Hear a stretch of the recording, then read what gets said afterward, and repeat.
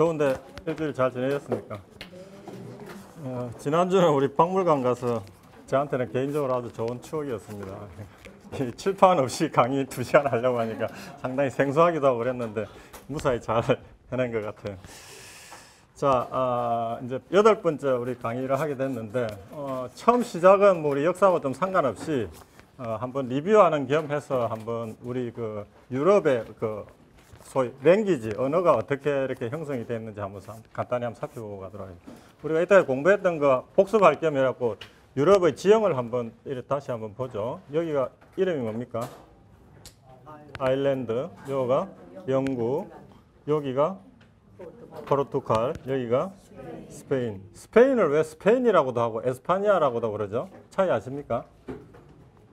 스페인은 켈트어로 스페인은 가보신 분들이 알 텐데 수도가 이 내륙 중심에 있잖아요.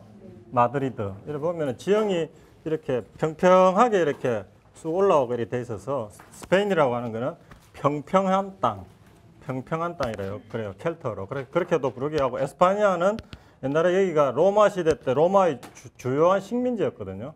그래서 로마 사람들이 부를 때 이때는 일로 여기로 해서 가려면 여기 피레네 산맥이 막고 있거든요. 가기 상당히 어려워서 가기 힘든 땅 이래갖고 에스파니아.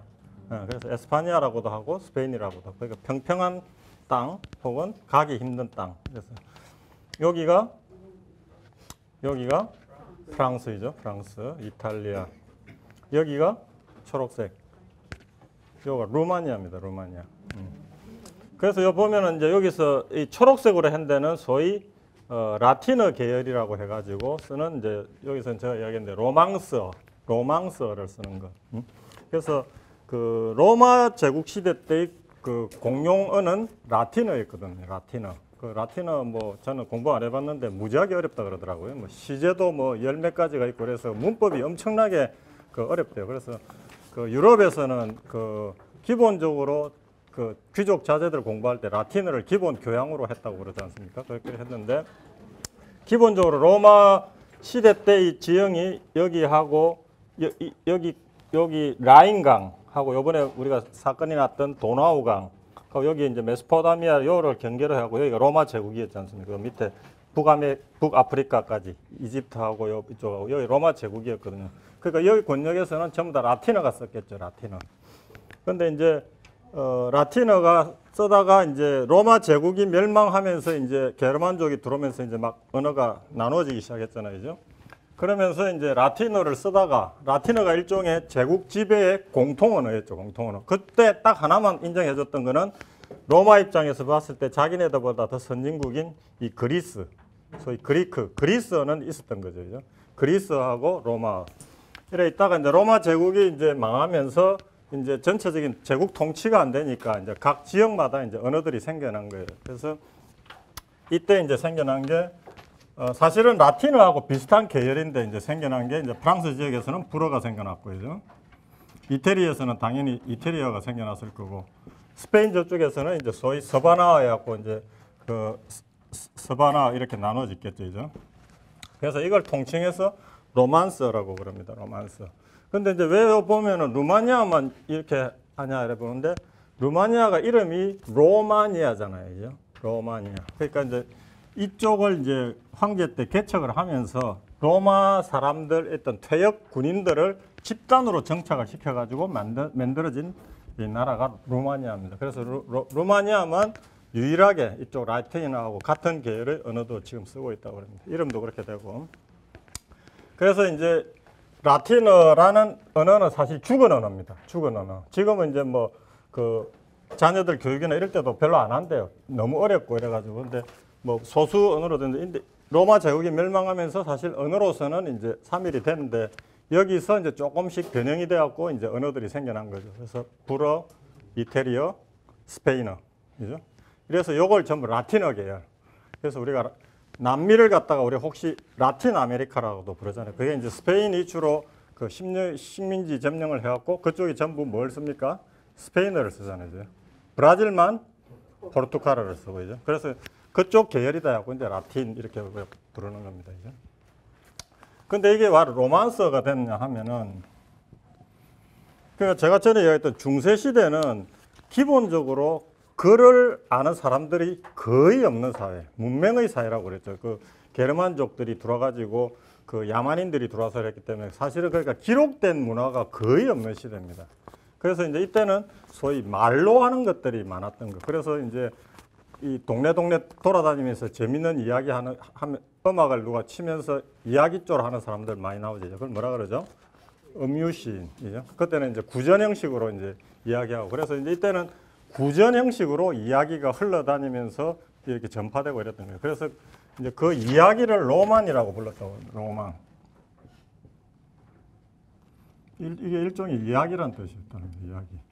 근데 여기 이제 주로 내용이 뭐냐면 이제 중세시대 때 뭐 기사들 이야기나 뭐 여기 이제 담고 있는 이야기가 사랑, 그다음에 모험, 그다음에 뭐 어떤 서로 감정적인 거 이런 거 담고 있어가지고 이제 여기서 이거로 되면서 우리가 이제 로망스라면 주로 어떤 이제 의미로 우리가 바뀌어졌죠? 사랑 이야기. 우리가 로만스 이라면은 우리 영화나 뭐 드라마 이럴 때 로망스 이라면은 이제 주로 약간 낭만적이고 약간 사랑이 섞인 어떤 정서적인 게 많이 가미된 그런 걸로 이제 이렇게 변형이 됐습니다. 그래서 로망스라고 하고요. 그래서 제가 그때 첫 시간에 서기 이야기할 때 아노 도민이라고 이야기했었죠, 이죠? 이게 뭐였죠? AD죠. 그러니까 이제 서양 사람들이 서력을 만들 때 예수님 태어난 해를 기준으로 해갖고 만들었는데 실제는 그게 마이너스 한데 잘못 계산해서 그렇지만은 아노 도미니, 그러니까 AD 1년부터 이제 시작이 된다고 그랬죠. 이게 이제 라틴어란 말이죠. 근데 라틴어를 그 전에 게르만족, 게르만어, 그 다음에 게르만어는 이제 제가 그때 설명했을 때 이쪽 발틱 쪽에 모여 살던 삼림, 이 수렵을 중심으로 하는 미개인들이 게르만족이라고 그랬죠. 이 사람들이 저쪽에서 몰려오는 어떤 족? 훈족, 흉노족들 이동에 의해서 이 사람들이 이쪽으로 딱 들어온다 그랬잖아요. 그래서 이제 그 사람들이 이제 만든 나라들이 이제 있지 않습니까? 이제 이쪽으로 돌아가지고 대표적으로 앵글로색슨족이 건너가서 만든 땅이 나라가 영국, 이제 아일랜드. 그래서 이제 이쪽은 게르만, 그 어족으로 보면 이제 게르만족이라고, 게르만어라고 하는 겁니다. 이제 여기 독일이 있고 이제 이쪽 동부 유럽 쪽, 이 스칸디나비아 반도 이쪽은 다 게르만어죠, 그죠? 그 다음에 이제 이쪽에 있던 게르만족이 일로 들어온 거고, 또 전에 했던 이제 슬라브족이라고 있었다 그랬죠. 이쪽 약간 밑쪽에 이 사람들도 아바르족, 마자르족 이런 그 유목민들에 의해서 또 이쪽으로 들어온다 그랬죠, 그죠? 그래갖고 여기에 북슬라브, 남슬라브, 러시아 이렇게 슬라브족. 그 유럽의 크게 인종으로 보면은 라틴족, 게르만족, 슬라브족 이렇게 돼 있다고 그랬죠, 그죠? 그래서 여기 파란색으로 된 데는 이제 슬라브. 그래서 이제 유럽의 그 언어는 기본적으로 라틴어 계열, 게르만어 계열, 슬라브어 계열로 크게 나눠지는 겁니다. 그래서 지금 또 보면은 이제 그렇게 큰 세 가지 어족으로 지형적으로도 나눠 있다는 거죠. 그러니까 이제 여기 게르만어서는 당연히 독일이 있고 있죠. 여기에 이제 벨기에, 네덜란드. 그래서 이쪽 사람들은 영어를 아주 잘해요. 서로 비슷비슷하니까. 우리가 일본어 좀 잘하는 거 비슷하게, 어족이 비슷하니까. 이제 영국은 이제 좀 독특한 게 기본적으로 앵글로색슨족이라고 하는 게르만족이 넘어갔지만은 또 그 이후에 이쪽 바이킹족이 왔고 여기에 만들었던 무슨 족이라 했죠? 노르망디족이 건너가서 왕조를 세웠다 했잖아요. 윌리엄이라는 사람이 들어가가지고. 그러니까 여기에서는 처음에는 왕실이 불어를 썼거든요. 그러니까 불어 한번, 게르만족 한번 들어가고, 그 다음 불어 한번 들어가고, 또 그 다음에 중간에 덴마크가 한번 또 지배했던 적이 있거든요. 그래서 그 햄릿에 보면은 그 햄릿 시절에는 덴마크 왕조, 데인족이 와갖고 했던 적이 또 있어요. 그러니까 기본적으로 영국은 원래 원주민이 뭐라 했죠?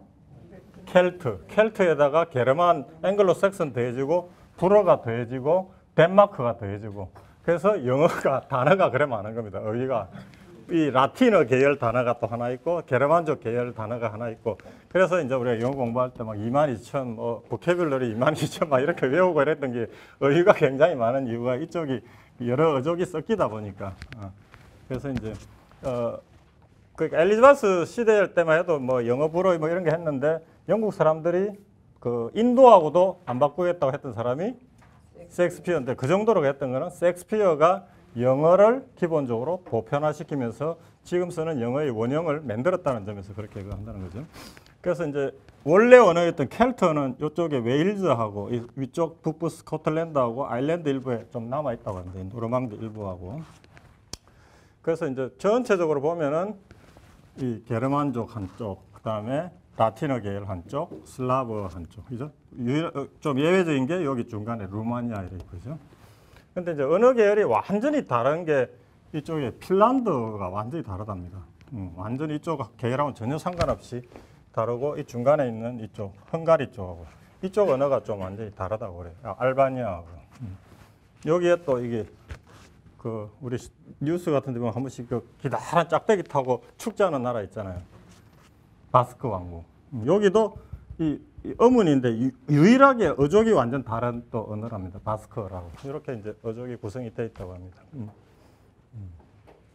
그게 이제 다 유럽의 어떤 역사하고 이렇게 관련되어 있는 거죠. 그래서 라틴어라는 단어는 기본적으로 굉장히 단어 중심이라고 해요. 단어 중심. 그러면서 단어에 조금 어미들을 바꾸고 시제 변화를 일으키고 하는데 이 게르만족은 이 좀 미개한 민족들이 만든 언어라서 그러는지 소위 전치사나 뭐 접두어나 전묘 이런 것들이 많다 그러니까 에노 도미니 라틴어는 두 단어로 끝냈는데 이거는 in the year of Lord 굉장히 길잖아요. 그러니까 좀 언어 입장에서 보면 이게 좀 더 고등 언어라고 그래요. 조금 떨어지는 언어. 뭐 이렇게 하여튼 바뀌어지는 어떤 그런 어족 계열을 가지고 있다. 그걸 알고 우리가 좀 보면은 그래서 이쪽 사람들은 가보면은 독일 사람들이나 네덜란드 사람들 이쪽 사람들은 영어를 아주 잘하거든요. 그러니까 비슷한 언어니까 잘 배우는 거죠. 근데 프랑스 사람들은 영어 저는 비즈니스 할 때 프랑스 사람들이 하는 영어 제일 못 알아듣겠더라고요. 그러니까 어족이 완전히 다른 거예요 서로. 그런 이제 점이 있다라는 거죠. 자, 이걸 이제 우리가 앞배기로 보고 이제 본편으로 들어가겠습니다. 자, 오늘 할 게 이제 제국주의입니다. 제국주의. 제국주의. 가슴 아픈 이제 시기를 우리가 이제 공부를 하게 되는데요.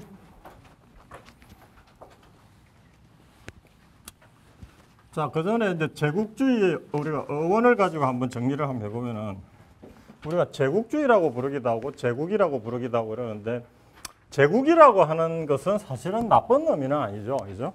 제국이라고 하면은 어떻게 우리가 정의를 내릴 수 있죠? 우리가 역사에서 쭉 보면은, 저번 시간에 우리나라가 이제 1890, 아관파전 끝나고 1897년에 대한제국을 선포했는데, 그냥 뭐 기술적으로 보면은 황제가 다스리는 나라면은 제국이 되는 거죠. 제국이 되는데, 원래의 의미는 제국이라고 하는 게는 기본적으로,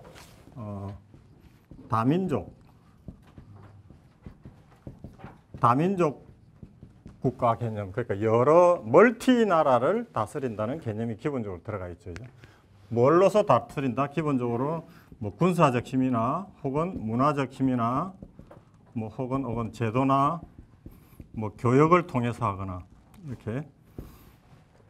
그래서 이제 우리가 역사를 쭉 보면서 최초의 제국을 이루었다고 우리가 이야기하는 게 사실은 이제 알렉산더 대왕이 이제 마케도니아에서 가가지고 이 이집트 포함해가지고 이란, 페르시아, 인도까지 어떤 알렉산더 제국을 건설했죠. 근데 그게 크게 지속되지 못하고 분할이 되고 그 다음에 넘어온 게 이제 로마지 않습니까? 그죠? 로마가 거의 1000년 가까이 제국 형태로 아까 말했던 이 지중해를 중심으로 해갖고 다양한 민족과 다양한 나라들을 했기 때문에 그걸 이제 어떻게 보면 본격적인 제국이라고 이제 우리가 부르고 엠파이어라고 하죠.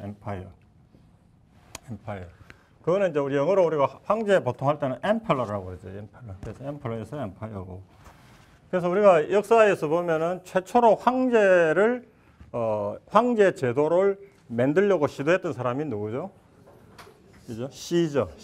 시저는 사실은 자기의 어떤 권력 욕에 의해서 황제가 되려고 했다기보다는 제 개인적으로는 역사상 보면 제일 똑똑하고 유능했던 사람이라고 저는 평가를 하는데 이제 로마 제국이 포에니 전쟁을 끝나고 갈리아 정복하고 이러면서 이제 나라가 굉장히 커지니까 이제는 원로원을 중심으로 한 어떤 다원 체제로서는 도저히 나라가 지탱이 안 되겠다. 이제는 한 사람의 강력한 리더십에 의해서 가자라고 자기가 이제 황제를 되려고 하면서 이제 제국으로 했는데 이제 공화제를 이제 지지하는 사람들에 의해서 암살당하지 않습니까? 어찌됐든 간에 그 이후에 이제 본격적인 황제가 된 사람은 시저의 후계자인 옥타비아누스, 이제 아우구스투스라고 합니다. 그래서 이제 보통 황제를 칭할 때 이제 시저, 케사르를 이제 우리가 보통 황제의 어떤 뭐 대표적인 어떤 이름으로 해서 케사르. 그래서 여기서 이제 넘어와 가지고 이제 이게 러시아에 오면 짜르. 그죠? 그것도 러시아 이름으로 황제. 그다음에 이제 아시아 쪽에서는 유목 민족들에서는 칸이라고 다 부르잖아요. 칸. 그죠? 한자로는 이렇게 쓰는데 그게 다 황제라는 의미죠. 그죠? 그러니까 한 나라가 아니고 여러 민족, 여러 나라를 이렇게 복합적으로 통치하는 어떤 나라 혹은 체제. 그러니까 뭐 제국이라는 체제가 그렇게 나쁜 의미의 것이라고는 볼 수 없죠. 사실 로마 제국 같은 경우는 다민족과 여러 나라를 했지만 굉장히 어떤 관용적이고 포용적이면서 교역이 활발하고 했던 어떤 좋은 제국 체제를 만들었었거든요. 근데 이제 우리가 오늘 하게 될 이제 19세기, 20세기 넘어오면서 이제 소위 그게 이제 제국주의로 바뀌게 됩니다. 제국주의. 제국주의는 제국을 지향을 하는데 그게 일종의 무력 팽창 혹은 침략. 그러니까 힘센 나라 입장에서 무력을 사용해서 팽창을 하고 침략을 해서 일종의 어떤 전체를 아우르면서 이렇게 다민족을 통치하는 그런 개념에서 좀 더 확대하고 일종의 본국이 여러 나라를 아우르면서 그 나라로부터 수탈하고 침략하고 뺏어오고 하는 어떤 그런 걸로 바뀐 걸 이제 우리가 제국주의라고 하는 거죠. 그래서 이 개념을 이렇게 바뀌고 영어 공부를 해보면 이거의 형용사는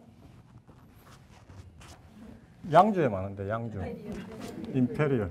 이게 나쁜 의미가 아닙니다. 그러니까 이제 양주 이름에도 들어간 거죠. 그죠? 이거의 형용사는 제국주의적인. 이거는 나쁜 의미죠, 그죠?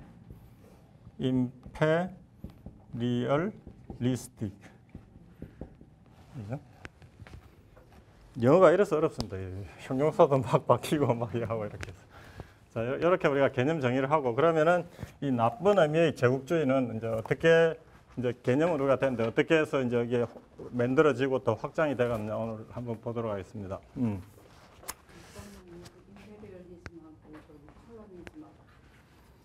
조금 이제 임페리얼리즘은 이제 사실은 이제 팽창한다라는 그런 의미가 강한 거고 이제 콜로니즘이라고 합니다.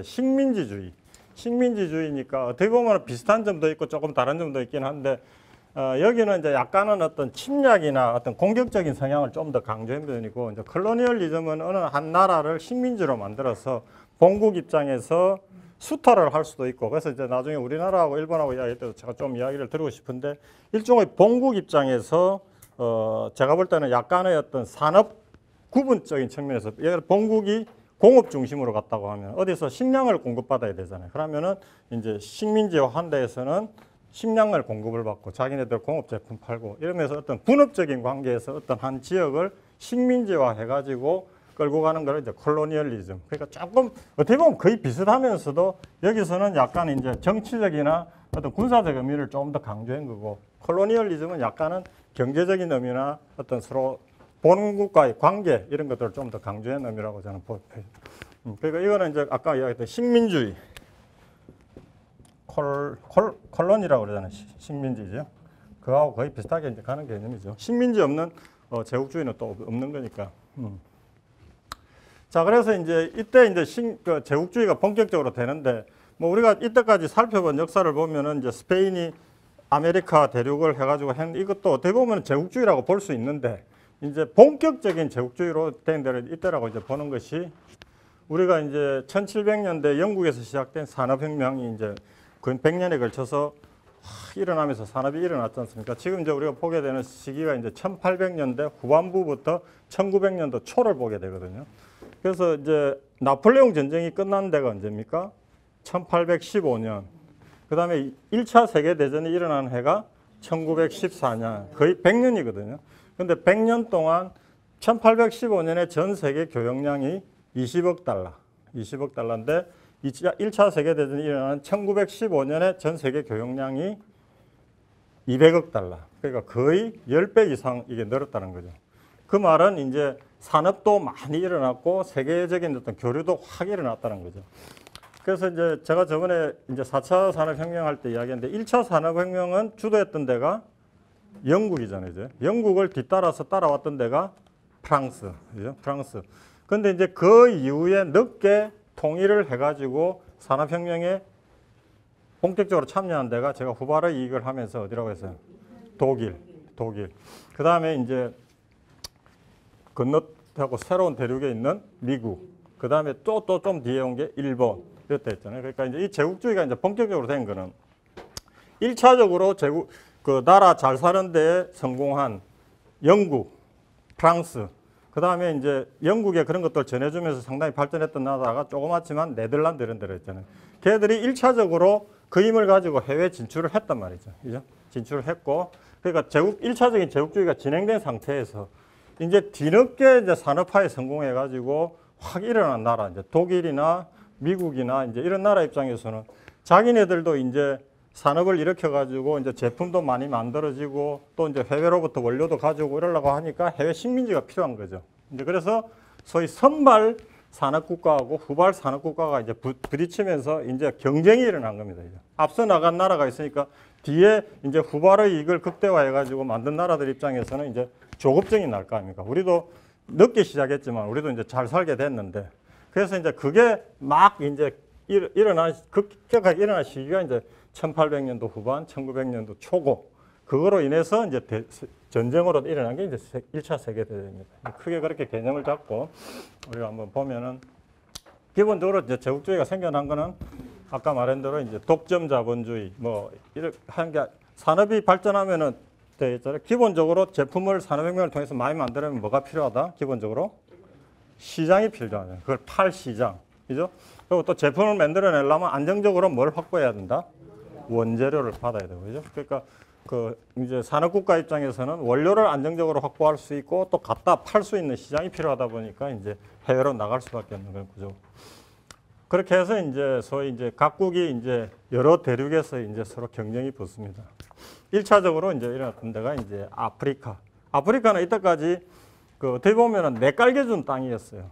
왜 그러냐 하면은 그러니까 사람들이 일찌감치 아프리카에 가기는 갔는데 왜 거기를 갔다가 식민지화를 안 했냐 하면 생각을 해보시면 가봤더니 바닷가에 가서 이제 내륙으로 들어가려고 하니까 막 정글로 우거져 있고 또 가니까 모기도 많고 막 이래갖고 가고 말라리아 걸리고 막 이래가지고 사람들이 아 여기는 들어갈 수가 없는가 봐 하고 포기를 했었거든요. 그래서 거기서 가지고 왔던 게 뭐예요? 사람, 노예만 가지고 왔잖아요. 노예만 가지고 그걸 안 했는데 이제 아이러니하게 이제 그 미지의 대륙에 이제 유럽에서 소위 선의를 가진 사람들이 들어갑니다. 일종의 선교 목적 혹은 개화를 시키려고 대표적인 사람이 이제 리빙스턴. 그 선교사로 들어가서 정말 그 오지에 들어가서 그 사람들 이제 그 의료도 전하고 뭐 이렇게 하는데 그게 결과적으로 그 사람이 가서 그쪽의 질이나 이런 것들을 이제 사람들이 알게 되면서 이제 아프리카로 또 진출하는 하나의 어떤 가이드 역할을 하게 되죠. 유명한 사람이 이제 리빙스턴, 그 다음에 스탠리라는 이제 기자도 있고 그런 사람들은 이제 아프리카를 이제 새롭게 보기 시작한 거죠. 그러면서 이제 또 가장 큰 이유는 이제 산업이 발전하고 이러면서 소위 그 아프리카 지역에 일어나는 그 말라리아를 비롯한 그 풍토병을 이제 극복할 수 있는 약을 개발한 겁니다. 이제 약을 개발해가지고 이제 그런 것들을 극복을 할 수 있으니까. 그래서 이제 또 제국주의가 일어나는 거는 이제 산업혁명이라는 게 이제 여러 기계나 이런 것들이 대량 생산이 가능하고 아주 정교하게 만들 수 있고 이런 것들 아닙니까? 그러다 보니까 그런 산업 제품만 만드는 게 아니라 1차적으로 또 적용한 게 뭐다? 무기입니다, 무기. 그러니까 총이 옛날에는 화승총 한 발 장전해하고 쏘고 뭐 이러면 그랬는데 남북 전쟁할 때 이제 처음으로 개발하고 적용되기 시작한 게 소위 기관총. 한 번 쏘면 막 수십 발 나가는 이런 총들이 만들어지고 이제 산업혁명이 무기 산업에 적용이 되면서 소위 이제 서구에서 총, 대포, 대표적으로 이제 기관총, 그 다음에 이제 그 군인들을 실어 나를 수 있는 전기선 이런 것들이 만들어지니까 그 무기를 앞세워가지고 이제 본격적으로 들어갈 수 있는 거지. 그러면서 이제 아프리카 진출할 때 이제 처음 계기는 이제 영국 사람들이 산업혁명을 하고 나서 기계를 돌리고 막 이러다 보면은 기계가 계속해서 쓰려고 하면 뭐가 필요하죠? 기계가 그 오래 쓰다 보면 마모될 거 아니에요, 마모. 그 마모를 막는 게 뭐예요? 우리가 쓰는 거에서 기름, 윤활유.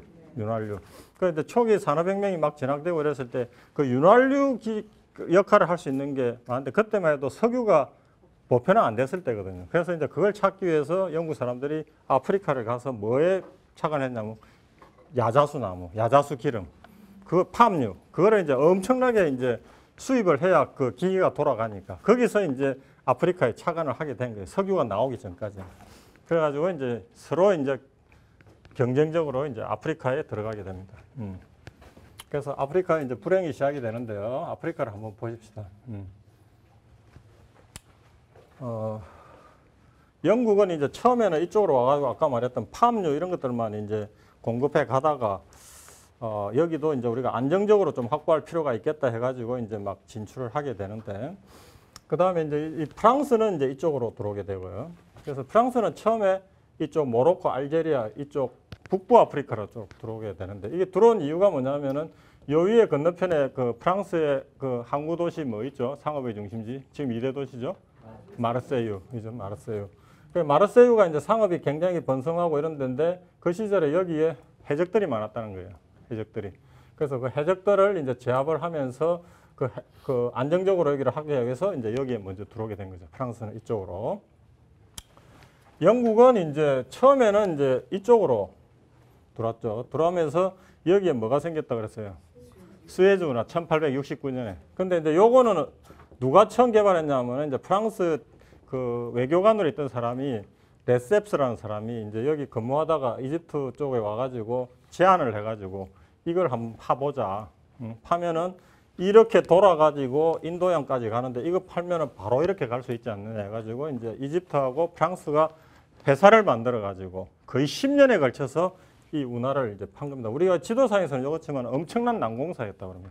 사막을 파가지고 거의 100m 폭으로 이러는 이 운하를 파는 거니까. 근데 이게 세계 역사에는 엄청난 이제 영향을 미치죠. 근데 이제 영국 입장에서는 이제 이때 영국이 제국주의의 천병이었고 최대 강국이었으니까 스웨즈 운하를 파고 나니까 엄청난 이제 통행세를 받았겠죠. 근데 이 통행량의 80%를 영국이 차지했다는 거예요. 그러니까 영국 입장에서는 엄청난 돈을 내면서 이걸 이용하려니까 엄청 탐이 났겠죠. 그래서 이제 영국이 나중에 이제 이집트가 이걸 만든다고 재정이 엄청히 공공해져갖고 이집트로부터 이 주식을 사고 그 돈을 어디서 마련했냐면 이제 디즈레일리라는 수상이 그 유대인 자본 유명한 거 있잖아요.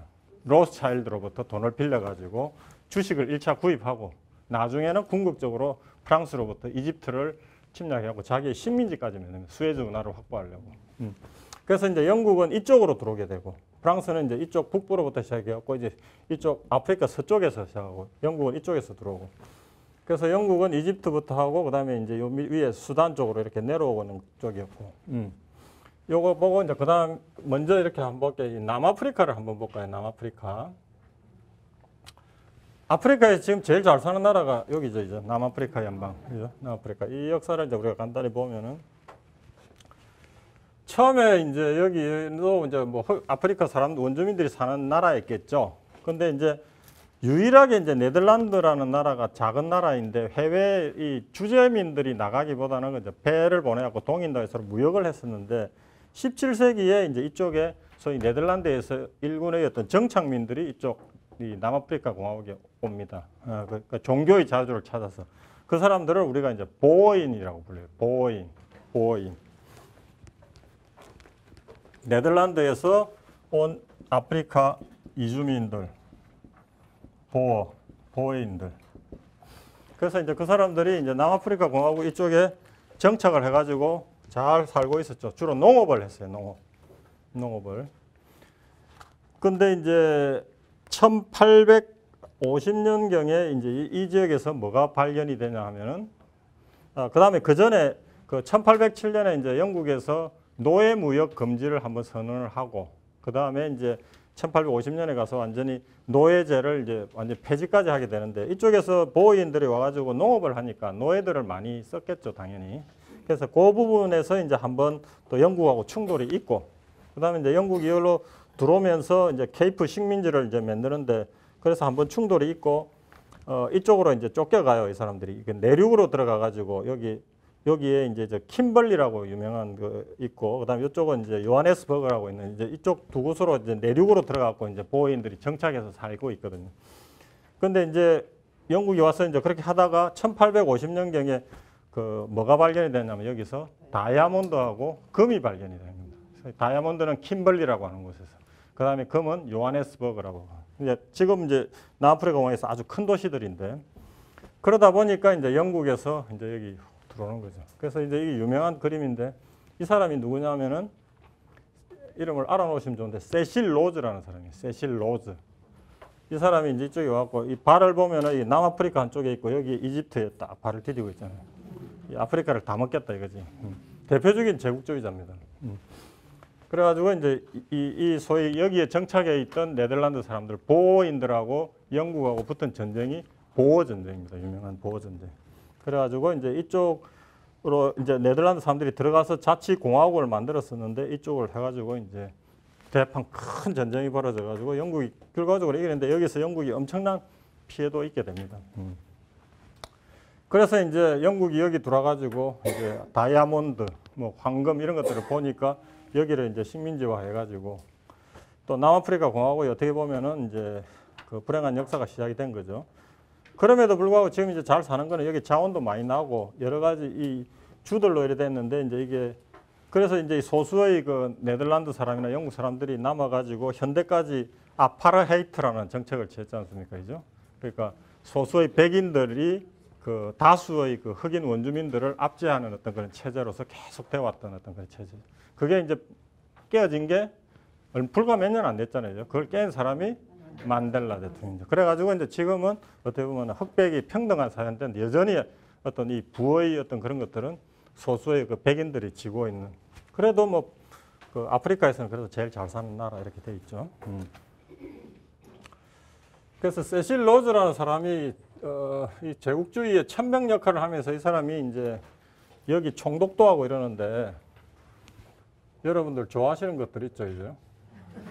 그죠? 이 사람이 이제 여기서 다이아몬드를 하면서 이제 소위 다이아몬드 is forever.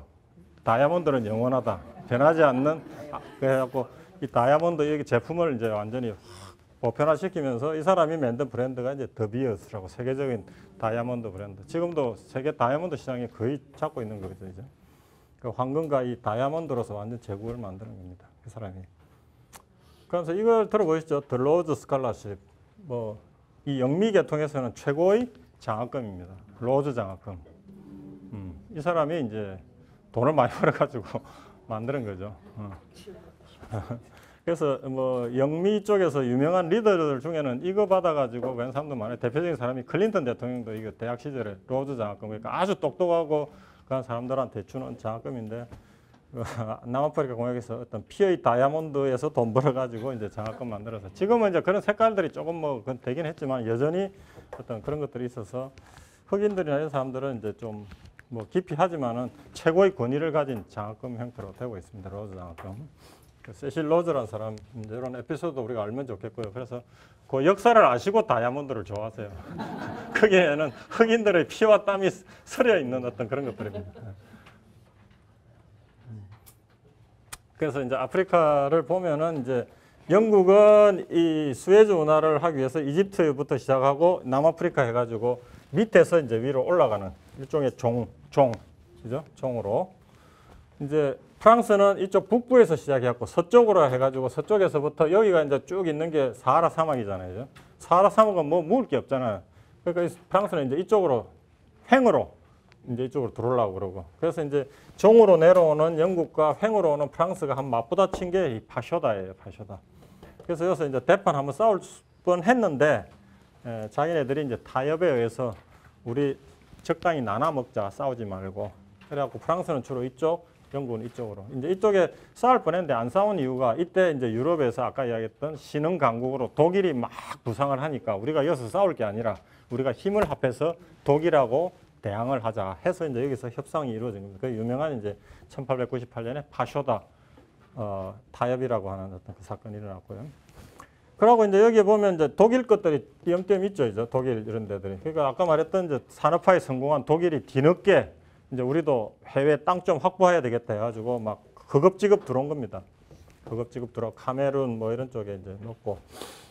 그 다음에 이제 그 아프리카 역사에서 참 그 아픈 부분이 뭐냐면은 워낙 이제 유럽에서 이제 아프리카 이런 데 가서 막 한다고 이러니까 이제 급기야 그 벨기에 같은 조그마한 나라에서도 이제 여기 나서야 되겠다. 근데 벨기에는 나라 차원이 아니고 벨기에의 왕이었던 레오폴드 2세라는 사람이 자기 사제를 틀어가지고 개인 차원에서 이제 땅을 들어와서 확보를 한 게 여기에 콩고. 여기가 내륙에서 엄청나게 큰 땅을 가지고 있는데 사실은 여기 내부의 어떤 그 불행은 여기서 시작이 됐다고 도 과언이 아닙니다. 와가지고 여기서 이제 대량으로 채취해서 가져갔던 게 고무거든요. 고무나무에서. 그래가지고 엄청나게 와서 사람들 죽이고, 죽였다는 게 일을 시키고 일 못하면 죽여버리고 엄청난 어떤 그게 벌어지고 엄청나게 가져갔다라는 거죠. 가져가고. 그러면서 지금 이제 이 아프리카 지역이 아직까지도 못 살고 그 계속 이 어려운 상황에 있는 것들이 이 지금 나라 이 국경 이런 것들이 보면은 다 유럽에서 임의적으로 자기네들이 그거 가지고 만든 거예요. 이 아프리카 나라는 전에도 제가 이야기했지만은 다 이 부족 단위로 이렇게 살아가던 지역이거든요. 근데 와가지고 자기네들이 이렇게 땅을 확보를 하고 이때는 이제 소위 국제법이라고 해가지고 이것도 우리가 좀 상식적으로 알아놓으면 좋겠는데 이때 이제 소위 국제법이라고 자기네들이 이제 만들어 가지고 그 원칙을 이제 정한 게 뭐냐면은 화란의 그로티우스라는 사람이 새로 해외에 나가 가지고 그 어떤 땅을 차지했을 때의 어떤 소위 그 서로 누구 것이냐를 하는 원칙을 어떻게 정했냐면은 우리가 통상 유럽에서 생각하는 국가의 개념의 주권이 형성되지 않은 지역에 가서는 어떤 그런 국가 개념이 가진 데가 가서 먼저 차지하면은 그 나라 것이다. 황당한 원칙이죠. 그게 이제 소위 선점의 원칙이라고 그러는데. 그러니까 유럽에서 만들어진 아까 저번에 이야기했던 국민국가 개념, 어떤 주권의 개념이 적용되는 어떤 국가라고 하는 그 형태가 없는 지역에 가가지고 그런 나라가 깃발 꽂고 그걸 먼저 차지하면은 그 나라 것이다. 라고 하는 선점의 법칙이라는 게 일종의 국제법처럼 됐거든요. 그러니까 이제 이런 원칙 하에서 유럽에서 이제 뭐 서로 와가지고 이제 깃발 꼽은 거죠, 이제. 그러면서 이제 이 땅을 이렇게 막 나눠 먹은 겁니다. 그러면서 이제 우리가 보게 될 1차 세계대전, 2차 세계대전 끝나면은 이제 자기네들 이 조약 맺고 이러잖아요. 그러면서 임의적으로 이제 선을 그어가지고 나라를 이렇게 막 나눈 겁니다. 그러다 보니까 지금도 아프리카가 계속 우리 뉴스 보면은 막 테러가 난무하고 총으로 뭐 정부군, 반군 이렇게 막 싸우는 게 뭐냐면은 민족의 차이에 의해서 딱 이렇게 나누어지고 국가가 구별됐으면 하는데 한 나라 속에 막 여러 민족이 막 혼재되어 있는 거예요. 그럼 어떤 민족이 그 나라의 주도권을 잡았으면은 소수 민족은 거기에 저항을 하니까 반군이 돼하고 싸우고 지금 이제 그런 비극이 지금 반복되고 있는데 그 반복되는 주 이유가 유럽 사람들에 의해서 임의적으로 영토 분할이 일어나고 국경이 정해졌기 때문에 그 속에서 다양한 민족들이 혼재돼서 살다가 보니까 그런 것들이 지금 반복이 되는 겁니다.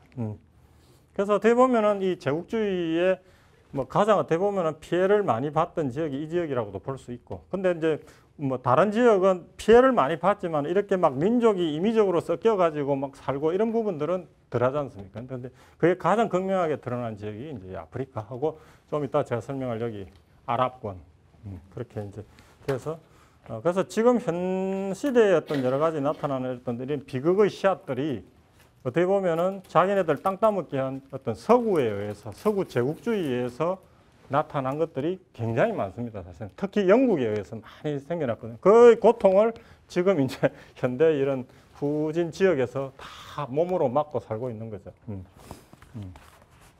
자, 아프리카를 우리가 이렇게 한번 보고요. 예, 그러니까 이때 이제 프랑스가 이 마다가스카르까지 이렇게 했을 거예요.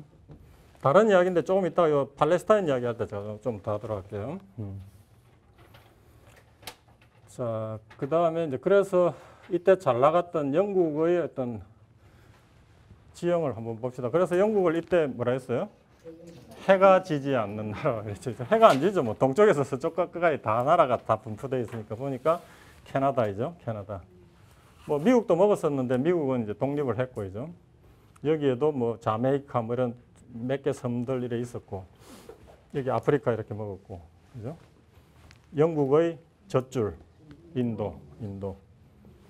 그 다음에 여기에 말레이, 뭐 버마, 말레이시아 이런 쪽. 그 다음에 호주, 뉴질랜드, 그죠? 이렇게 다 있었던 거죠. 그래서 이제 해가 지지 않는 대영 정국을 완성을 한 겁니다. 근데 이제 호주도 보면은 이게 1788년에 처음으로 영국에서 한 800명의 죄수들이 일로 와요. 그 전에 이제 이 최초로 발견한 사람은 이제 쿡 선장에 의해서 됐는데 사실은 제일 먼저 발견한 데는 네덜란드입니다. 네덜란드가 먼저 발견을 했는데 그래서 이름도 뉴질랜드가 된 게 그 네덜란드에 가면 질랜드라는 데가 있거든요. 그래서 뉴질랜드라고 이름을 지었는데 자기네들이 보기에는 별 쓸모없는 땅이라고 그냥 내깔겨 둔 걸 나중에 제임스 쿡 선장이 와가지고 제대로 이제 영국 거로 만든 거죠. 근데 이게 엄청나게 좋은 땅이 됐지 않습니까? 1788년에 이제 영국에서 한 800명의 죄수를 싣고 이제 이쪽으로 처음으로 오는데 전에 이제 여기가 주로 죄수를 보내는 데였는데 여기가 독립을 언제 했어요? 1776년에 독립을 했지 않습니까? 그러니까 더 이상 여기에 죄수를 못 보내니까 대신 보낼 때를 이제 찾다가 이제 여기로 보내게 된 거예요. 그죠? 그래서 이제 처음에 이제 호주는 사실은 다수의 죄인과 그 죄수를 관리하는 관리들로 처음 시작된 나라입니다. 사실은. 그 처음 도착한 데가 이제 시드니. 그래 되다가 이제 여기도 한 100년쯤 지나가서 여기서 뭐가 발견이 된다? 금광이 발견됩니다. 멜버른 근처에서. 그래서 이제 그때부터 이제 영국에서 이제 이민자들이 막 오면서 이제 발전되기 시작한 나라죠. 지금은 엄청난 좋은 최고 살기 좋은 나라가 돼 있지 않습니까? 지형적으로 뉴질랜드. 이렇게 이때 이제 소위 영국을 그레이트 브리튼이라고 부르는 거예요. 대영 제국. 엄청난.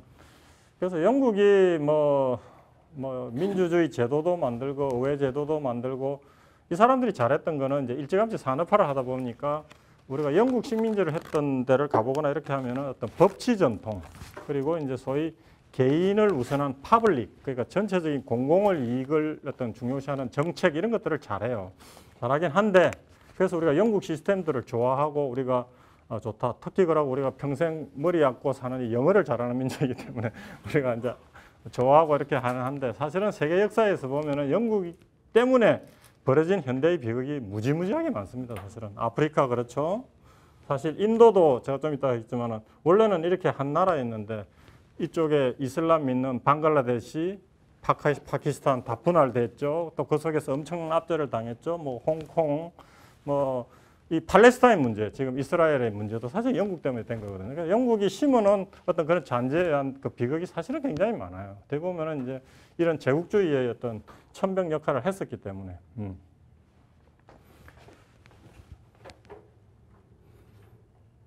자, 그래서 우리가 제국주의 계속 보면 이제 인도 쪽, 그죠? 영국 입장에서는 제대로 들어가 가지고 완전히 자기네들이 직할하는 걸로는 이제 거의 인도가 거의 뭐 유일했었죠. 나중에 이제 남아프리카도 하긴 했지만은 해보니까 여기가 너무 좋거든. 너무 제가 그랬잖아요. 나라 지역 대비 경작 가능한 비율이 세계에서 두 번째로 높다 그랬잖아요. 아주 비옥한 땅이에요. 제일 높은 게 아메리카, 미국이고 두 번째로 했잖아요. 그러니까 아주 비옥한 땅이거든요. 근데 이제 영국 입장에서 여기가 왜 중요했냐면은 사실은 나중에 영국이 청나라 들어가 가지고 여기도 정말 좋은 땅이긴 한데 인도를 한번 통치를 해보고는 여기서 이제 그 큰 반란을 한번 겪었잖아요. 뭐죠? 세포의 반란이죠. 세포의. 영국은 동인대에서 형태해갖고 소수의 사람들이 와가지고 여기에 있던 원주민들을 용병으로 고용해가지고 그 사람들을 이용해갖고 통치를 했거든요. 여기가 이제 무굴 제국하에서 막 쪼가리 나있던 어떤 그런 형태를. 근데 이제 그 세포의 그 용병들한테 이제 총을 나누어 줬는데 총에 기름을 뭘 썼다라는 썰이 있었다고 그랬죠? 소기름과 돼지기름. 그러니까 인도에서는 이대 종교가 불교하고 이슬람교하고 힌두교잖아요. 이슬람교에서는 뭘 아주 천시합니까? 돼지는 안 먹거든요. 그다음에 힌두교에서 굉장히 신성시하는 동물이 소인데 총 그 기름을 소기름과 돼지기름을 썼다라고 하니까 세포의 그 용병들이 확 그 열이 받쳐가지고 이제 그 어떤 민족 운동하고 같이 연결되고 일어났던 게 세포의 반란이거든요. 그걸 진압하면서 완전히 이제 자기네들이 직속령처럼 해가지고 이제 다스리게 되는데 그걸 경험하면서 영국이 이제 판단을 했던 거예요. 이 큰 나라를 직접 우리가 통치하는 게 무지무지하게 힘들구나. 코스트도 많이 들고. 그래서 이제 뒤이어 중국에는 가가지고 처음에는 중국도 인도처럼 먹을 생각이 있었는데 인도 경험을 해보니까 이 큰 나라를 우리가 직접 식민지화 해가지고 통치하는 게 너무너무 어렵구나 해가지고 인도를 교두보로 해갖고 중국에 가가지고는 그냥 상업과 교육을 통해서 돈을 빼가겠다라고 전략을 바꿨던 겁니다. 영국이. 그러면서 이제 영국이 요 인근에 이제 여기 지금 이제 방글라데시하고 이 버마 쪽 그러니까 버마를 지금 뭐라 하죠? 나라 이름이? 미얀마. 그 다음에 이쪽 말레이, 그 다음에 이쪽 가는 쪽에 이 말레이 반도 끝에 있는 이 교두보라는 게 싱가포르 이렇게 했던 게, 그 다음에 그 이후에 네덜란드 쪽에는 이 바다 쪽에 있는 섬 너가 다 해라. 그래갖고 제가 이 나라 이름이 인도네시아가 됐다 했죠. 인도의 바다 위에 있는 섬들 이래갖고 인디아네시아 이래갖고 인도네시아가 됐다 그랬죠. 그 섬들은 다 네덜란드가 먹고 우리는 이쪽을 하겠다 이랬던 게, 이 사람들은 인도를 교두보로 하고 이쪽에서 바닷길로 중국에 갈 수 있는 그 통로를 안정적으로 확보하겠다는 게 영국 사람들의 전략이었거든요. 그래서 이제 말레이 쪽을 먹고 거기에 가는 이제 중계 거점으로서 싱가포르라는 식민지를 또 만들고 이렇게 하면서 중국으로 가는 어떤 교두보를 확보하는 어떤 그런 형태로 갔거든요. 그래서 이제 이쪽은 이제 영국이 주로 먹고, 그 다음에 뒤이어 이쪽에 진출해가지고 이쪽에는 이제 한번 인도에 들어가려다가 1757년에 그 플라시 전투에서 영국한테 져가지고 프랑스가 이쪽은 못 들어가고, 이제 프랑스는 뒤이어서 이쪽 인도 차이나로 들어가지고 그죠? 베트남, 그 다음에 캄보디아, 라오스 이쪽을 이제 프랑스가 이제 식민지로 먹게 되는 거죠. 그래가지고 이제 이쪽에서 영국하고 또 프랑스가 붙을 수 있었는데 그 중간에 있는 게 시암 왕국이라고 하는 태국, 그죠? 태국이 이제 두 지역의 완충지대도 역할도 하면서 이때 지혜롭게 정치도 잘해가지고 태국은 식민지 한 번도 경험 안 하고 잘 살아남게 됩니다. 그래서 이제 프랑스가 이쪽 하나 먹고 영국이 이렇게 먹고 네덜란드가 이렇게 먹고, 그 다음에 이제 이쪽에서 후발의 이익을 해가지고 이제 막 그 국력이 번성하던 나라가 미국이잖아요. 이제. 그 미국도 이제 식민지 이제 확보전에 나서야 되겠는데, 이제 이쪽은 이제 태평양 쪽에서 이제 오게 된 거죠. 이제. 오게 되니까 이제 저쪽 그 카리브해 쪽에도 일부 식민지하고 오면서 제일 먼저 발견한 맡게 되는 게 어디입니까? 하와이. 이제 하와이 먹고 와가지고 또 괌 먹고, 그 다음에 이제 필리핀, 스페인으로부터 전쟁이 이렇게 왔고 필리핀. 그러니까 미국은 뒤늦게 태평양 쪽에 이제 섬 쪽으로 이렇게 먹으면서 이렇게 온 거죠. 미국이 좀 더 일찍 이 대열에 할 수도 있었는데 이제 조금 늦게 나오게 된 게 우리 저번 시간에 했던 남북 전쟁 때문에 내부 그 싸운다고 좀 시기가 늦어진 거죠. 그래서 이제 아까 말했던 아프리카 또 유럽에 의해서 쫙 한번 이렇게 되고 또 아시아 쪽도 이렇게 쫙 나눠지고 이렇게 됩니다. 그죠? 개걸스럽게 많이 먹었죠. 그죠? 그런데 이제 우리나라는 이제 걔들이 먹기에는 이제 뒤늦게 일어난 일본이 이제 먼저 해가지고 그렇게 됐는데, 일본이 우리가 저번에 이야기했던 이때 영국하고 동맹도 맺고 내려오는 러시아 그 막으면서 이제 조선을, 자기네들은 이제 일본은 딴 나라 가려고 하니까 먼데 딴 데서 다 해놓으니까 어찌됐든 간에 이쪽으로 좀 가야 되겠는데, 그때 그랬잖아요. 그래서 일본 자기 본토를 주권선이라고 하고 자기네들의 주권선을 지키기 위한 어떤 1차적인 이익선으로 조선하고 만주를 설정을 해가지고 1차적으로 이제 먹기 시작하면서 중국 본토로 이제 일본이 들어가게 되는 거죠. 그러면서 이제 주제는 게 나중에 이제 이쪽까지도 먹겠다고 해가지고 이제 큰 전쟁을 이제 벌이는 게 이제 다음에 우리가 하게 될 2차 대전이 되는 거죠. 이제. 이때의 또 상황은 이제 뒤늦게 이제 또 힘을 비축한 러시아가 계속 이제 내려오는, 남쪽으로 내려오는. 그래서 이제 이때의 상황이 이쪽을 이제 이익선, 자기네들의 그 먹는 그거로 만들어 놓은 영국하고 내려오는 러시아하고 이쪽을 중심으로 항상 끊임없는 어떤 전쟁이 일어나는 상황이 있었다고 그랬죠. 그걸 이제 이 시기에 이제 그레이트 게임이라고, 남하는 러시아와 그걸 막으려고 하는 영국이 전 세계에 걸쳐서 어떤 그런 세력 대항이 있었다는 거죠. 그 틈바구니 속에서 우리가 겪어야 했던 전쟁이 러일 전쟁이라고 그랬죠. 러일 전쟁. 그러니까 우리가 겪어야 했던 청일 전쟁, 러일 전쟁도 이런 전체적인 세계적인 맥락 속에서 우리가 겪었다는 거죠. 국지전이 아니고. 왜 그 러일 전쟁이라고 하는 것도 세계사적으로도 엄청나게 영향을 미친 사건이었거든요. 그게 남하는 러시아와 막으려고 하는 영국, 그리고 영국과 동맹을 맺었던 일본, 그게 맞부딪혀가지고 우리나라에서 일어났던 전쟁이 이제 러일 전쟁이었던 거죠. 그래서 이제 우리가 항상 이제 전체적인 시각에서 봐야 되는 게, 이 열강들은 항상 자기 나라의 이익이나 어떤 전략에 의해서 움직인단 말이죠. 그 속에서 이제 우리 거를 어떻게 지키고 어떻게 해야 될 것인가 하는 걸 항상 보면서 가야 된다는 거죠. 이게 이제 우리 아시아 쪽 이렇게 구분되었던 거죠. 자, 우리가 1차 대전 이제 시작되는 부분만 이제 조금 이야기하고 좀 쉬도록 할게요. 이제 그래서 이제 이렇게 전 세계적으로 이제 식민지 경쟁이 이제 일어난 게 이제 제국주의입니다. 기본적으로 이제 제국주의라는 게 먼저 산업화에 성공하면서 정치혁명도 이루고 자유주의 혁명에 의해서 시민혁명도 이루고 산업혁명도 이룬 영국, 그 다음에 프랑스가 주동이 돼가지고 1차적으로 일어나고, 근데 이제 그 이후에 이제 후발의 이익을 극대화하고 일어난 이제 독일, 미국, 그 다음에 일본, 뭐 이런 데들이 이제 뒤이어서 이제 또 식민지 먹으려고 나서다 보니까 앞서 나간 자하고 뒤따르는 자 충돌이 일어날 수밖에 없잖아요. 이제 그게 이제 극명하게 나타나는 게 이제 1차 세계대전입니다. 그래서 이제 유럽에서 이제 독일이 확 컸단 말이죠. 그러니까 1차 산업혁명은 영국을 중심으로 해갖고 석탄 에너지를 중심으로 해갖고 면방직 경공업 중심으로 일어난 게 1차 산업혁명. 2차 산업혁명은 한 100년쯤 지나서 1800년도 후반대에 이제 그때는 에너지원이 석탄에서 전기, 석유로 바뀌면서 경공업이 아닌 중화학공업이죠. 기계, 뭐 화학공업 이런 것들 하는 쪽에 그거는 어디서 주도를 했다? 독일에서 주도를 했거든요. 독일하고 미국.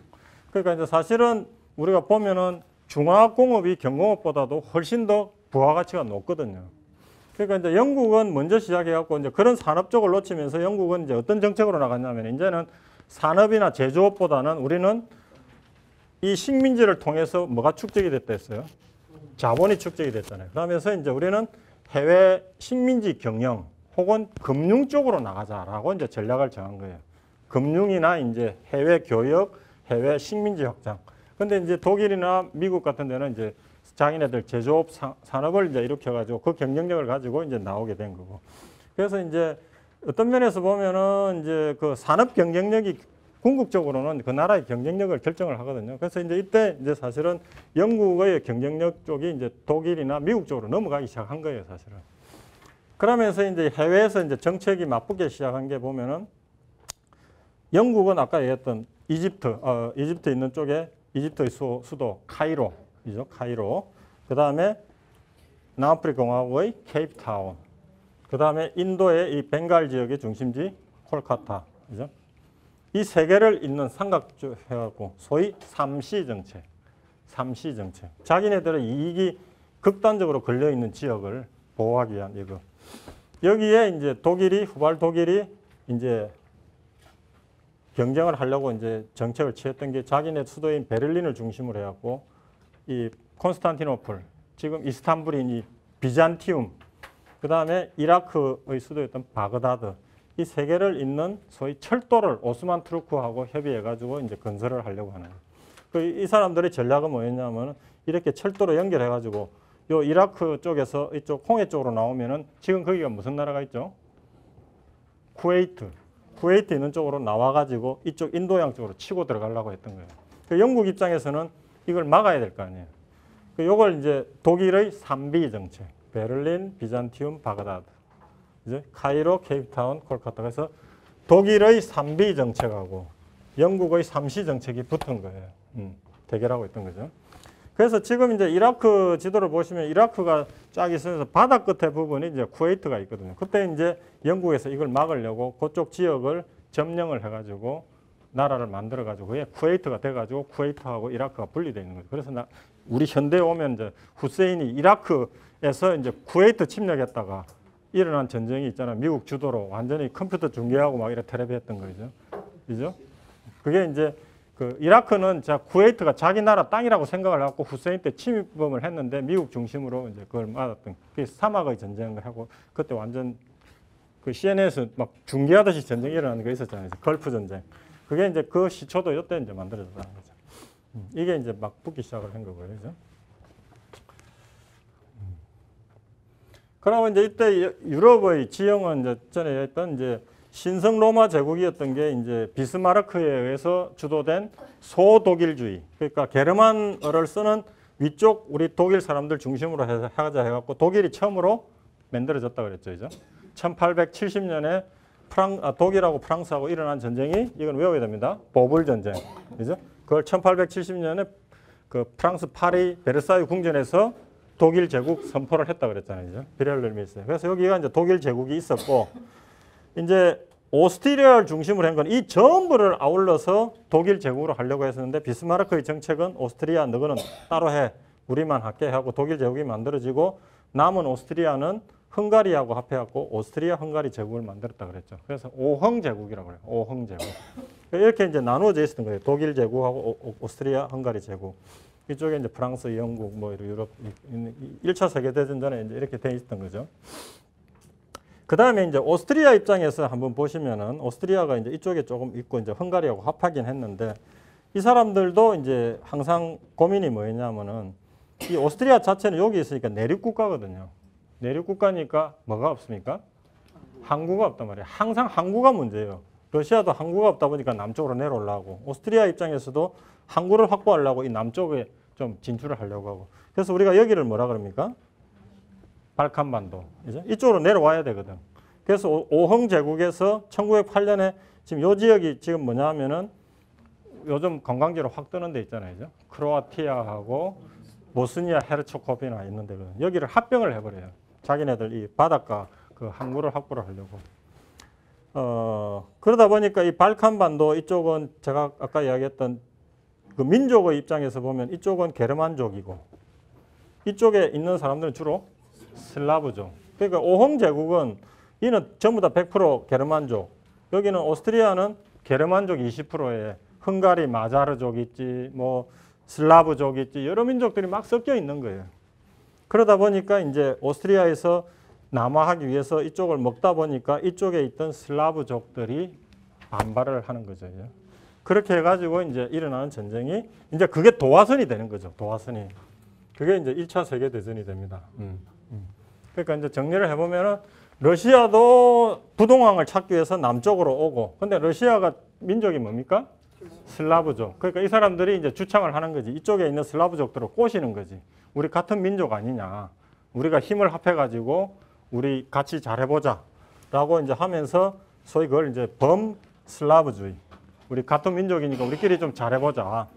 근데 이제 오스트리아는 또 이제 남쪽으로 좀 와야 되겠는데 오스트리아의 주류 민족은 게르만족이잖아요. 그러면서 위쪽에 그 독일 제국하고 같이 합쳐가지고 이쪽 소위 범게르만주의 이쪽으로 내려오면서 이 발칸반도에서 소위 슬라브주의하고 게르만주의가 붙으면서 일어난 전쟁이 1차 세계대전인데 그거의 뒤에 있는 원 배경은 아까도 제가 이야기했던 이 뒤에 있는 독일, 이쪽에 있는 러시아, 그러니까 러시아 이쪽 영국, 프랑스 이런 쪽하고 합하고 오스트리아하고 독일하고 합하고 이쪽에 오스만 제국 이런 쪽이 합해가지고 먼저 일어나서 먼저 선점을 이루었던 선발 제국주의하고 뒤늦게 일어나가지고 뭐 좀 먹으려고 하니까 앞선 사람들이 꽉 잡고 있어가지고 이제 그걸 따라잡기 위해서 일어난 후발 산업국가하고 이게 여기가 계기가 돼가지고 일어나는 전쟁이 세계 제1차 세계대전입니다. 그 본격적인 이야기는 조금 쉬고 하도록 하겠습니다.